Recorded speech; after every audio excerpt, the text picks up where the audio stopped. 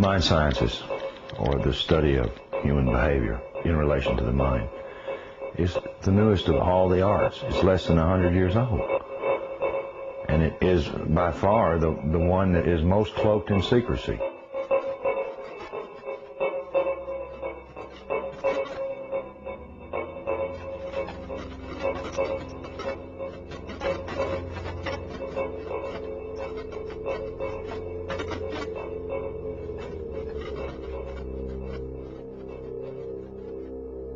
The origins of psychological warfare were in Nazi Germany, and in the Nazi ideology they had something that was called Weltanschauungskrieg, which means worldview warfare. The idea for them was imposing the Nazi worldview on the countries that they had occupied.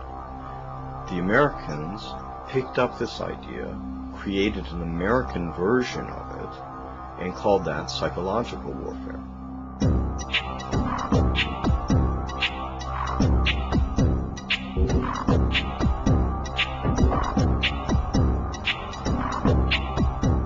In trying to understand psychological warfare and in trying to understand the American approach to the post-war efforts to control people's minds, both as individuals and on a mass scale, there's a lot of illusions about how that was done. Were Nazis involved in that process? Yes, they were. Project Paperclip was a United States government-sanctioned CIA operation for the importation of Nazi and fascist scientists into the United States.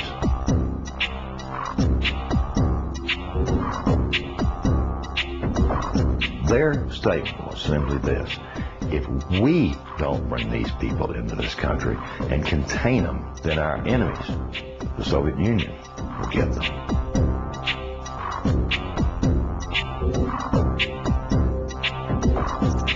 The first wave was to bring these scientists. There were 700 odd propulsion scientists, and then there were some 600 and some odd mind sciences people that they brought in.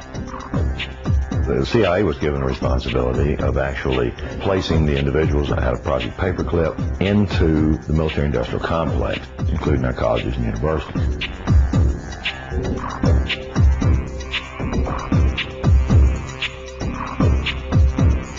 Mind control was a psychological warfare weapon that Adolf Hitler regarded as the answer for taking over the entire planet.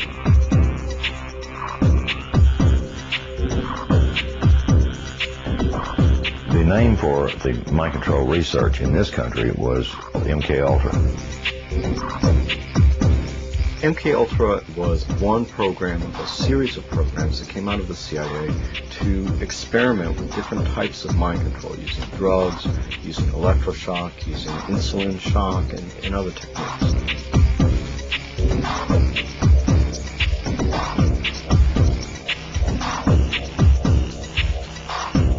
I think that the goal for those people who planned the program was very straightforward. It was an attempt to figure out a way to interrogate people and to learn how to protect their own agents against control by others.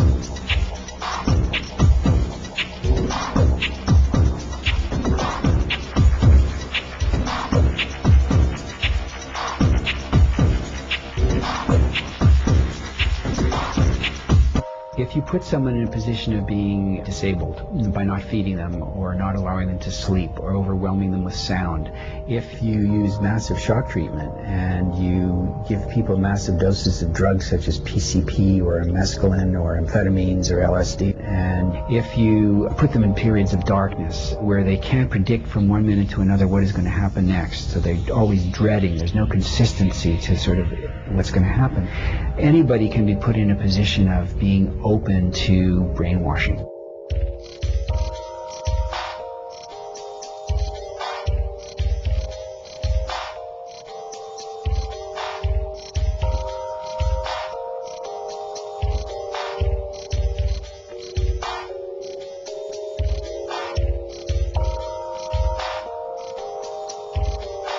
Ewan Cameron was probably the foremost psychiatrist of his time in the 1950s. he was using high-tech sound techniques. He was using multiple kinds of loop recorders to force people to listen to recorded messages 24 hours a day for weeks on end to basically destroy people's thinking patterns.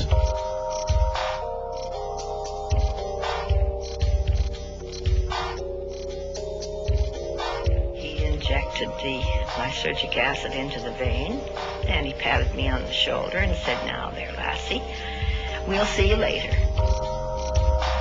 And I started to feel very frightened, and the fright became a terror. And I sort of began throwing myself from one side of the room to the other.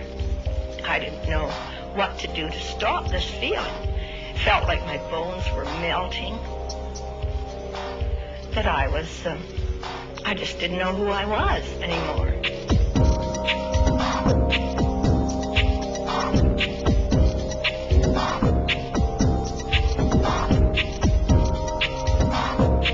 This is not just break-ins of people's homes. It's not just invasions of privacy by illegal wiretapping. This is an invasion of a person's mind.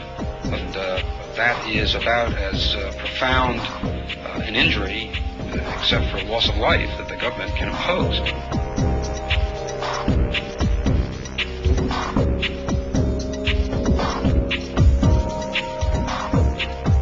This was a post-Nazi program, if you will. It was an Americanization. I've often made the statement, and I still make it flippantly. The Nazis didn't lose the war. They just had to move. Now it's 50 years later. Now they're much more clever, much more sophisticated. They have a lot more money to spend.